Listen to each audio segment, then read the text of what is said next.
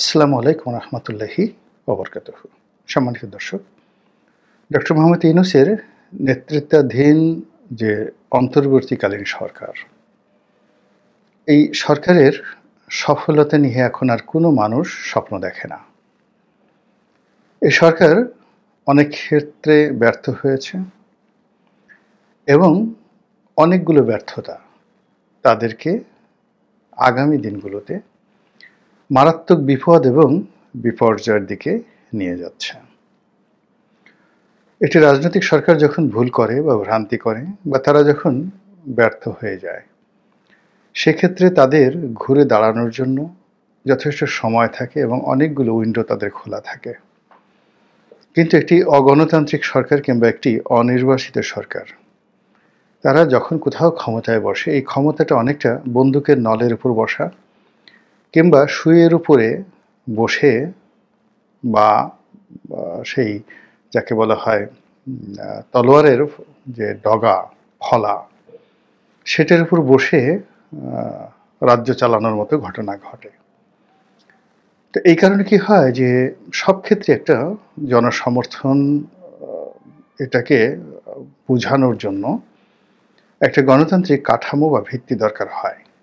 আর আমরা যেটাকে বলি জনপ্রিয়তা, এটি একেবারে একটা ফানুস একটা বিষয়। যেমন ধরুন, আমাদের দেশে যে বিপ্লব হলো, গণ অভ্যুত্থান হলো, এবং এই গণ অভ্যুত্থানের পেছনের নেপথ্য কারণটার একটা পুরোটাই ছিল সাবেক সরকারের ব্যর্থতা এবং তাদের অনেকগুলো অপকর্ম, জাল জালিয়াতি, তারপর জুলুম নির্যাতনের ফলে মানুষের ক্ষোভ এবং বিক্ষোভের ফলাফল।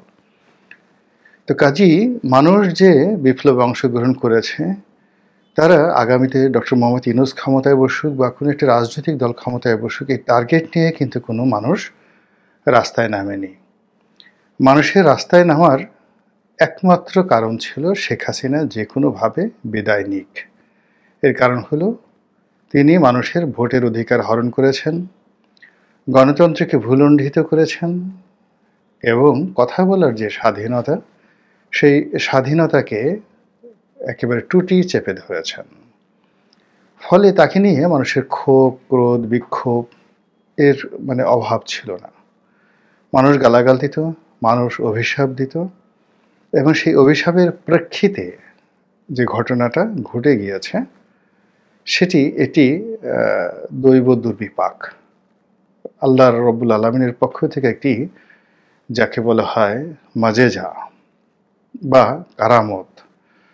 তো এখন এই ঘটনা ঘটার পরে আবার অলৌকিকভাবে ডক্টর মোহাম্মদ ইউনূস এবং তার নেতৃত্বে যে সরকার এসেছে, তারা এই গত ১০০ দিনে এমন কোনো কাজ করতে পারেননি, এমন কোনো কথা বলতে পারেননি যা কিনা আমাদের আশ্বস্ত করবে কিংবা আমাদের মনে আশা জাগাবে।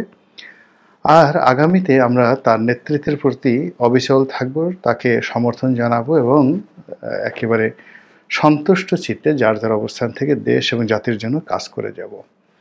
বরং দিন যত যাচ্ছে তত তার প্রতি অবিশ্বাস বাড়ছে, দিন যত যাচ্ছে তাকে আমাদের সন্দেহ হচ্ছে, দিন যত যাচ্ছে ততই মনে হচ্ছে যে এই মানুষটির হাতে যদি রাষ্ট্র পরিচালনার চাবি এবং কাঠি থাকে, তাহলে আমরা কি সেই ভারতের আগ্রাসনের মুখে পড়ব, নাকি আমেরিকার দাসত্বের কবলে পড়ব, নাকি আমাদের এই দেশ নিয়ে চীন এবং পাকিস্তান খেলবে? আমাদের দেশে কি গৃহযুদ্ধ হবে? আমাদের দেশে কি মারামারি, হানাহানি, কাটাকাটি, চুরি, ডাকাতি, রাহাজানি এগুলো চলতে থাকবে এবং এগুলো বাড়তে থাকবে? এই বিষয়গুলো নিয়ে আমরা কিন্তু সিদ্ধান্ত নিতে পারছি না। ইতিমধ্যেই একেবারে ভয়ঙ্কর রূপে অনেকগুলো সমস্যা আমাদের সামনে এসে পড়েছে। যেমন ধরুন, রাজনৈতিক দলগুলোর মধ্যে গত ২০ থেকে ৩০ বছরের যে বন্ধুত্ব ছিল, সেই বন্ধুত্বগুলো নষ্ট হয়ে গিয়েছে। যে বিশ্বাস ছিল, সেই বিশ্বাসগুলো ধ্বংস হয়ে গিয়েছে এবং যাদের সাথে যাদের শত্রুতা হওয়ার কথা ছিল, সেই শত্রুতা হয়নি, বরং যাদের সঙ্গে যাদের বন্ধুত্ব থাকার কথা ছিল তাদের সঙ্গে উল্টো শত্রুতা হয়ে গিয়েছে। ফলে পুরো সামাজিক যে কাঠামো, এই কাঠামোটা নষ্ট হয়ে গিয়েছে। রাষ্ট্রীয় যে বিধি ব্যবস্থা আছে, সে বিচার বিভাগ বলেন, পুলিশ বিভাগ বলেন, অর্থ বিভাগ বলেন, এইগুলোর প্রতি জনসাধারণের যে নির্ভরতা, বিশ্বাস এবং আস্থা থাকার কথা, সেই জিনিসগুলো নেই। মানুষ ব্যাংক ব্যবস্থা থেকে মুখ ফিরিয়ে নিয়েছে। ব্যবসা বাণিজ্য করার জন্য যে সহায়ক শক্তি দরকার, সেই জিনিসগুলোও নেই, এবং এগুলো ধীরে ধীরে আরও অবনতির দিকে যাচ্ছে। ফলে বাংলাদেশ নিয়ে আমরা যেভাবে চিন্তিত আছি, বাংলাদেশের সঙ্গে ব্যবসা বাণিজ্য রয়েছে, এবং এই অঞ্চলটিকে যারা ভৌগোলিকভাবে গুরুত্বপূর্ণ মনে করেন, তারাও কিন্তু ভীষণ রকম টেনশনের মধ্যে আছেন। এর ফলে কি হচ্ছে, ডক্টর মোহাম্মদ ইউনূসের যে খ্যাতি, তার যে দ্যুতি, বা ইউনূসের যে যাকে বলা হয় ম্যাজিক ছিল, ওটি ক্রমশ ঠুনকো হয়ে যাচ্ছে। দেশে তাকে নিয়ে কোনো আগ্রহ নেই, দেশের বাইরেও তাকে নিয়ে কোনো আগ্রহ নেই। এই যে আজারবাইজানে গেলেন, তো তিনি অনেক জায়গাতে গিয়ে ছবি তুলেছেন। আপনি দেখবেন যে বলতে গেলে তুরস্কের যিনি প্রেসিডেন্ট এরদোয়ান, তার সঙ্গে ডক্টর ইউনূসের ছবি এবং তার হ্যান্ডশেক করার যে বডি ল্যাঙ্গুয়েজ, এটা দেখলেই আপনি বুঝতে পারবেন। তো এরকম অনেক কিছু হচ্ছে যেগুলোতে তার যে সারা জীবনের অর্জন, সেই অর্জনগুলো একেবারে নষ্ট হতে বসেছে। তো কাজেই এখন তাকে এই ৮৬ বছর বয়সে আবার নতুন করে সাজিয়ে, নতুন করে তাকে উদ্দীপ্ত করে, এবং তার যারা সঙ্গী সাথী আছেন, এই সঙ্গী সাথীদেরকে নিয়ে আবার নতুন উদ্দীপনা যুদ্ধ শুরু করা, মানুষের মনে আশা জাগানো একেবারে অসম্ভব ব্যাপার। কারণটা কি? আমি এখানে ৭টি কারণের কথা বলেছি। আসলে এখানে ৭০টি কারণ হবে বা ১৭০টি কারণ হবে। কেবলমাত্র জাস্ট মূল বিষয়গুলো আপনাদেরকে বলছি। উনি যে ব্যর্থ হলেন, প্রথম ব্যর্থতা হলো উনি কখনো রাজনীতি করেননি, রাষ্ট্র পরিচালনার সঙ্গে সম্পৃক্ত ছিলেন না, এবং রাজনীতিবিদদের সঙ্গেও তার কারোরই কোনো বন্ধুত্ব বা সখ্যতা নেই। জাস্ট একটা উদাহরণ দিই। তিনি যখন এর আগে ১১টার সময় একটি রাজনৈতিক দল গঠন করতে চাইলেন, তো অনেক মানুষের সঙ্গে তার যোগাযোগ হলো, সবই অরাজনৈতিক। তো আমাকে জনাব মাহমুদুর রহমান মান্না একদিন তিনি খুব আফসোস করে বলছিলেন যে চট্টগ্রাম বিশ্ববিদ্যালয়ে ডক্টর মোহাম্মদ ইউনূস তার সরাসরি শিক্ষক। তো কাজেই ১১টার পরে তিনি একটা রাজনৈতিক দল করবেন, রাজনৈতিক অঙ্গনে তিনি যদি সেটি খুব গুরুত্বপূর্ণ মনে করতেন, সবার আগে তার ছাত্রকে তিনি ডাকতেন যে, বাবা আসো, কি করা যায় বলো। বাংলাদেশে মাহমুদুর রহমান মান্নার চাইতে সংগঠন করা, দল করা, এরকম ডক্টর ইউনূসের পরিচিত জনের মধ্যে দ্বিতীয় কোনো ব্যক্তি নেই। সেই কাজটি তিনি গত বছরে করেননি, এবারও তিনি সেই কাজটি করেননি। তো তার সঙ্গে রাজনীতির কোনো সম্পর্ক নেই, রাজনীতিবিদদের কোনো সম্পর্ক নেই, রাজনীতি তিনি বোঝেন না, কিন্তু এই রাজনীতির সর্বোচ্চ চেয়ারে তিনি বসেছেন। এটা তার প্রথম ভুল। দ্বিতীয় ভুল হলো যে তাকে ঘিরে মানুষের যে স্বপ্ন আর তার যে আউটপুট দেওয়ার যে ক্ষমতা, এর মধ্যে এত বেশি পার্থক্য, যে পার্থক্যের কারণে এখন মানুষের স্বপ্ন দুঃস্বপ্নে পরিণত হয়েছে। ৩ নম্বর হলো তার সিলেকশন। তিনি যাদেরকে সিলেকশন করেছেন, প্রথমত একটা শ্রেণী তিনি সিলেকশন করছেন একেবারে নিজের আপনজন, কাছাকাছির যারা মানুষ, তাদেরকে। তার কার্যক্ষেত্র এবং তার অধিক্ষেত্র, তার যে বাসভবন কেন্দ্রিক বা অফিস কেন্দ্রিক যে পার্সোনাল পোস্টগুলো রয়েছে, পোর্টফোলিওগুলো রয়েছে, সেখানে তিনি তাদেরকে নিয়োগ দিয়েছেন যারা চট্টগ্রামের বাড়ি, তার পূর্ব পরিচিত, এবং তাদের কোনো যোগ্যতা, অভিজ্ঞতা, এটা কোনো কিছুই তিনি গ্রহণ করেননি। এর বাইরে কিছু মানুষকে তিনি নিয়োগ দিয়েছেন, যে নিয়োগের সঙ্গে আমার কাছে মনে হচ্ছে না যে তার কোনো গ্রিন সিগন্যাল ছিল। তাকে জিজ্ঞাসা করা হয়েছে বা তিনি এই বিষয়গুলো জানেন। এখানে পর্দার অন্তরালে অনেক কিছু ঘটে, যার দায় দায়িত্ব তাকে নিতে হয়েছে, কিন্তু তিনি সেই জায়গাটিতে তিনি একটা নেগোসিয়েশনের জায়গাতে বা কমান্ডিং একটা ভয়েজের জায়গাতে তিনি পৌঁছাতে পারেননি। ফলে তার যে লোকগুলো একেবারে অথর্ব, আর অন্য যে লোকগুলো রয়েছেন যারা এসেছেন, তাদের কারোর উপরে তার কোনো পলিটিক্যাল, ফাইন্যান্সিয়াল, তারপরে এথিক্যাল এর যে প্রেশার, এই প্রেশার দেওয়ার মতো কোনো ক্ষমতা বা কানেকশন তার নেই। এরপর তিনি যেই কাজটি করেছেন সেটি হলো যে তার কোনো গ্রাউন্ড ওয়ার্ক ছিল না, ভীষণ রকম গ্রাউন্ড ওয়ার্ক ছিল না। তারপরে যেটা হলো যে ৪ নম্বরে যেটা হলো যে গ্রাউন্ড ওয়ার্কের বাইরে তিনি কোনো ভিশন, নিজের থেকে কোনো ভিশন তিনি তৈরি করতে পারেননি।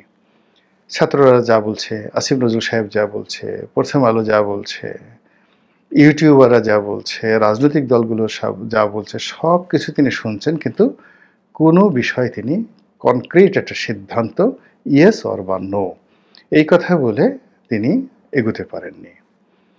আর হলো তিনি তার যে প্রথম ৩০ দিনের যে কর্মপরিধি, এই কর্মপরিধিতে অগ্রাধিকার ভিত্তিক যে কাজগুলো সে কাজগুলো তিনি করতে পারেননি। আর সবার শেষে যেটা বলবো সেটা হলো এই তরুণ যুবকদেরকে তিনি যে নিয়োগ দিয়েছেন, একেবারে সর্বশেষ তার যে নিয়োগ, উপদেষ্টা রূপে যাদেরকে নিয়োগ দিয়েছেন, এটা নিয়ে এত বেশি সমস্যা তৈরি হচ্ছে, সেই সমস্যাগুলো তার পক্ষে কাটিয়ে ওঠা সম্ভব হবে না। তাকে এক্সট্রিম পর্যায়ে যেতে হবে, অর্থাৎ তাকে he has to go, or তাকে সাস্টেন করতে হলে তাকে দমন পীড়নে যেতে হবে এবং ছাত্রদের সাথে সম্পর্কটা নষ্ট হয়ে যাবে। এখন ফার্স্ট থিং হলো যে এই যে বিপ্লব, এই বিপ্লবের ভবিষ্যৎ কী? আমি খুব স্পষ্টভাবে আমার যে সিক্স সেন্স, সেই সিক্স সেন্স অনুযায়ী আমার যেটা মনে হচ্ছে, প্রথমত যে এখানে রাতারাতি আওয়ামী লীগ ক্ষমতায় আসবে, নির্বাচন হবে, জামাত ক্ষমতায় আসবে বা বিএনপি ক্ষমতায় আসবে, এই বিষয়গুলো বলতে গেলে বর্তমান প্রেক্ষাপটে অসম্ভব একটা বিষয়। এর কারণ হলো যে ডক্টর মোহাম্মদ ইউনূসকে যারা চালাচ্ছেন তারা পর্দার আড়ালে bureaucracy, military bureaucracy and civil bureaucracy, এবং তারা দেশ যেখানে যাক না কেন, ডক্টর ইউনূস পরাজিত হোক তাতে কিছু আসে যায় না, কিন্তু তারা এটার আনন্দ পেয়ে গেছেন। তো কাজেই যদি এখানে বিএনপি আসে, জামাত আসে, আওয়ামী লীগ আসে, এই আমলাতন্ত্রের যে এই মুহূর্তের দাপট, এই দাপটটা মুহূর্তের মধ্যে ভ্যানিশ হয়ে যাবে। এবং এখন যারা এই কর্মকাণ্ডের সাথে জড়িত তারা সবাই রাজনৈতিক সরকারের হাতে নিগৃহীত হবেন অতীতের যে কোনো সময়ের চাইতে। ফলে কি হচ্ছে, এই যে ডক্টর মোহাম্মদ ইউনূসকে কেন্দ্র করে যে একটা বলয় বা শাসন ব্যবস্থা গড়ে উঠেছে, এখানে ডক্টর ইউনূস এবং তার সঙ্গী সাথীরা চলে যাবেন, কিন্তু সেখানে হয়তো আর একজন আসবেন, তারপরে আর একজন আসবেন, এবং এভাবে ৩ বছর, ৪ বছর, ৫ বছর বারবার শুধু যাকে বলা হয় খেলোয়াড় চেঞ্জ হবেন, কিন্তু পিছনে পর্দার আড়ালে যারা খেলছেন তারা কিন্তু পরিবর্তন হবে না, যতক্ষণ না পর্যন্ত রাজনৈতিক দলগুলো ঐক্যবদ্ধ হয়ে গণতন্ত্রের জন্য আর একটা নতুন আন্দোলন গড়ে তুলতে না পারে, ঠিক সেই ১১-র মতো। তো সেক্ষেত্রে আগামী দিনগুলোতে প্রায় ৭টি অশনির সংকেত ডক্টর মোহাম্মদ ইউনূসের জন্য, দেশ এবং জাতির জন্য অপেক্ষা করছে। প্রথম দুঃসংবাদ হলো, এখন আমাদের যে অর্থনৈতিক বিশৃঙ্খলা, সামাজিক বিশৃঙ্খলা, ল অ্যান্ড অর্ডার সিচুয়েশনের যে ক্রমাবনতি, এটি আরও খারাপ অবস্থায় যাবে। বিচারহীনতা সংস্কৃতি আরও বাড়বে, অর্থনৈতিক দুরবস্থা আরও বাড়বে। তারপর যেটা হবে সেটি হলো যে রাজনৈতিক দলগুলোর মধ্যে মারামারি, হানাহানি, কাটাকাটি প্রচণ্ডভাবে বেড়ে যাবে। এবং এই রাজনৈতিক দলের যে এখন যাকে বলা হয় নেতৃত্ব বাংলাদেশে আছেন, সেই নেতৃত্বের একটা বিরাট অংশকে আবার জেলে যেতে হবে, এতে কোনো সন্দেহ নেই। যখন সেই আইনশৃঙ্খলা রক্ষাকারী বাহিনী চাঁদাবাজদের বিরুদ্ধে অ্যাকশনে নামবে, দ্বন্দ্ব ফ্যাসাদকারীদের বিরুদ্ধে অ্যাকশনে নামবে, কিংবা যারা নিজেরা অন্তর্দ্বন্দ্ব কলহে জড়িয়ে পড়েছেন এবং কোনো অবস্থাতেই লাঠি, টিয়ার শেল ছাড়া যাদেরকে দমন করা সম্ভব নয়, এরকম অনেকগুলো ঘটনা কিন্তু বাংলাদেশে ঘটে গেছে, এবং অনেকগুলো ঘটনা ঘটানোর জন্য একেবারে যাকে বলা হয় প্রস্তুত হয়ে আছে সেই মাঠ।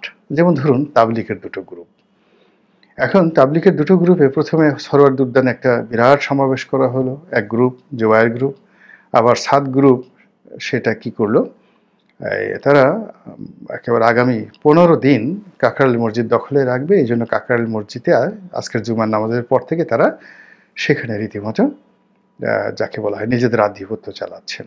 এবং সামনে যে তাবলিগ জামাতের যে মহাসম্মেলন, বিশ্ব ইজতেমা, সেই ইজতেমাকে কেন্দ্র করে যে দুই পক্ষ মুখোমুখি অবস্থানে দাঁড়িয়েছেন, এখানে দুই পক্ষের কারোরই কর্মী এবং সমর্থকের সংখ্যা 10 লাখের নিচে নয়। তা একদিকে 10 লাখ লোক, অন্যদিকে 10 লাখ লোক, তারা যদি পরস্পরের বিরুদ্ধে নেমে যায়, তাহলে সারা বাংলাদেশের টেকনাফ থেকে তেঁতুলিয়া কি তাণ্ডব হতে পারে। এবং এই দৃশ্য দাড়ি টুপিওয়ালা লোকগুলো সেই টঙ্গী ইজতেমা ময়দানে, উত্তরাতে, কাকড়াইলে, তারপর সে লালবাগে, চট্টগ্রামে, হাটহাজারীতে, সব জায়গাতে তারা দ্বন্দ্ব সংঘাত, মারামারি, কাটাকাটি করছে। এবং সেই দৃশ্যগুলো যখন ভারতে প্রচারিত হবে, তারপরে ওয়াশিংটনে প্রচারিত হবে, বিশ্বাস করেন আমাদের স্বাধীনতা এবং সার্বভৌমত্ব নিয়ে কিন্তু টানাটানি শুরু হয়ে যাবে। এটি কেবল অশনির সংকেত নয়, এটি আরও বড় কিছু। এরপর যেটা হচ্ছে সেটা হলো যে আমাদের হিন্দুদেরকে নিয়ে ভারত যে খেলছে, ইসকনকে নিয়ে ভারত যে খেলছে, এটাও আমাদের জন্য একটা অশনির সংকেত। এবং এটা নিষ্পত্তি করার মতো অবস্থা এখন ডক্টর মোহাম্মদ ইউনূসের নেই। এরপর আমেরিকার যে মাতব্বরি, ডোনাল্ড ট্রাম্পের যে যাকে বলা হয় এই যে পরিবর্তন, তিনি হঠাৎ করে চলে এলেন, যেখানে বাংলাদেশের রাজনীতি, ডক্টর মোহাম্মদ ইউনূসের স্বপ্ন, সব কিছুই মিস্টার জো বাইডেন ওনাদেরকে কেন্দ্র করে হচ্ছিল, কমলা হ্যারিসকে কেন্দ্র করে হচ্ছিল। ফলে এখানে মিস্টার ডোনাল্ড ট্রাম্পের ধাক্কা তিনি সামলাতে পারবেন না। এখানে কিছু না কিছু বিপত্তি হবে এবং এটা তার জন্য, তার বিদায়ের জন্য, তার সঙ্গী সাথীদের জন্য রীতিমতো মানে যাকে বলা হয় অস্বাভাবিক অশনির সংকেত হয়ে পড়বে। এবং তার জন্য সবচেয়ে মারাত্মক বিপর্যয় মানে ডেকে নিয়ে আসবে, সেটা হলো তার অ্যাপয়েন্টি, মানে এই যে ছাত্র জনতা যারা তাকে ক্ষমতায় বসিয়েছেন, যে সমন্বয়করা, তারা খুব দ্রুত তার বিরুদ্ধে রাস্তায় নামবেন এবং তাদেরকে সামলানোর মতো অবস্থা মূলত ডক্টর মোহাম্মদ ইউনূসের নেই। এবং ডক্টর মোহাম্মদ ইউনূস যদি কোনো গোয়েন্দা সংস্থার কথা বসত, সেই ছাত্রদলের লোকদেরকে, শিবিরের লোকদের, শিবির তো নামবে না, ছাত্রদলের লোকদেরকে এই সমন্বয়কদের বিরুদ্ধে নামিয়ে দেওয়া হয়, ঢাকা শহরে রক্তারক্তি শুরু হয়ে যাবে। এরকম অসংখ্য অসংখ্য অশনি সংকেত ওনার এই ব্যর্থতার পেছনে দাঁড়িয়ে আছে। এবং ওনাকে গ্রাস করার জন্য, আমাদের সবাইকে গ্রাস করার জন্য এই অশনি সংকেতগুলো আমাদের দিকে ধেয়ে আসছে। আল্লাহ আমাদের সবাইকে হেদায়েত দান করুন এবং হেফাজত করুন। আসসালামু আলাইকুম ওয়া রাহমাতুল্লাহি ওয়া বারাকাতুহু।